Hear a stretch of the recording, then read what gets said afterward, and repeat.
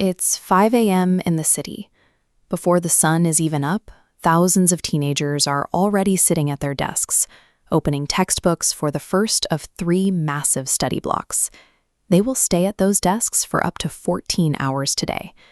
Back home in their villages, their parents are waking up to work farmland they had to mortgage just to pay the massive coaching fees required to keep their kids in this room.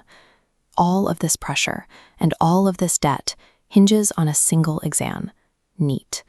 For rural and lower-income families, clearing this medical entrance test is the only viable path out of generational poverty.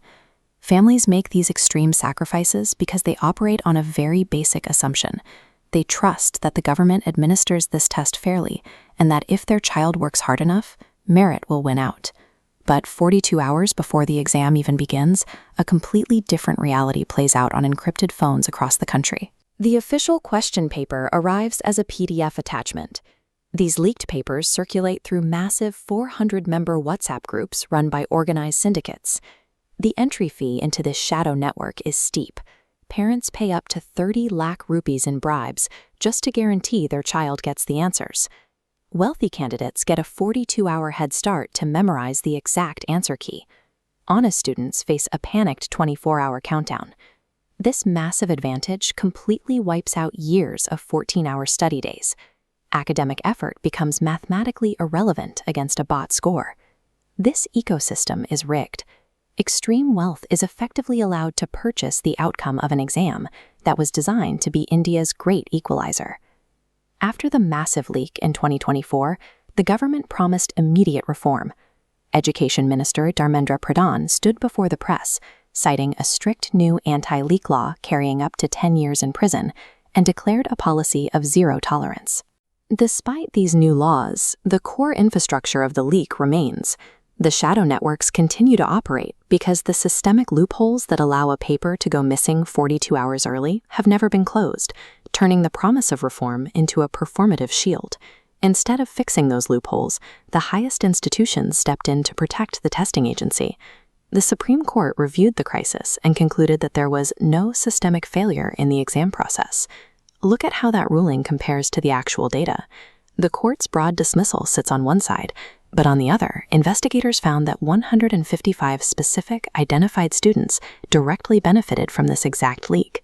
Even with those numbers public, the education minister refused to take responsibility.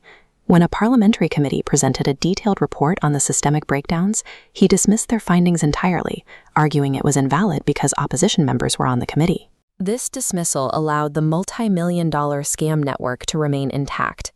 Without institutional accountability, the same syndicates are free to repeat the exact same process for the next cycle. While the politicians deflect, the students we saw at 5 a.m. are left dealing with the fallout. Constant exam cancellations force them to stay in their coaching hubs, accumulating more debt their families can't pay to study for a test they no longer trust. This graph tracks government school students securing medical seats in Tamil Nadu.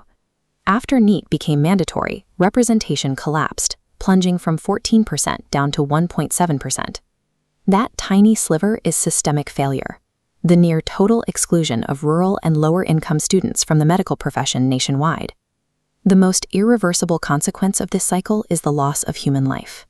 Following the latest round of exam cancellations, 4 students died by suicide, unable to reconcile their years of effort with a future that feels permanently rigged against them.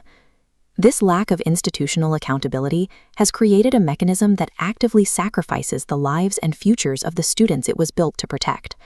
The continuous collapse of the NEET exam is a profound failure of national governance. The individuals running these institutions repeatedly choose political self-preservation over the integrity of the education system. Fixing this starts with direct accountability. The education minister must be forced to answer for the same syndicates operating successfully under his watch, year after year, despite his public guarantees.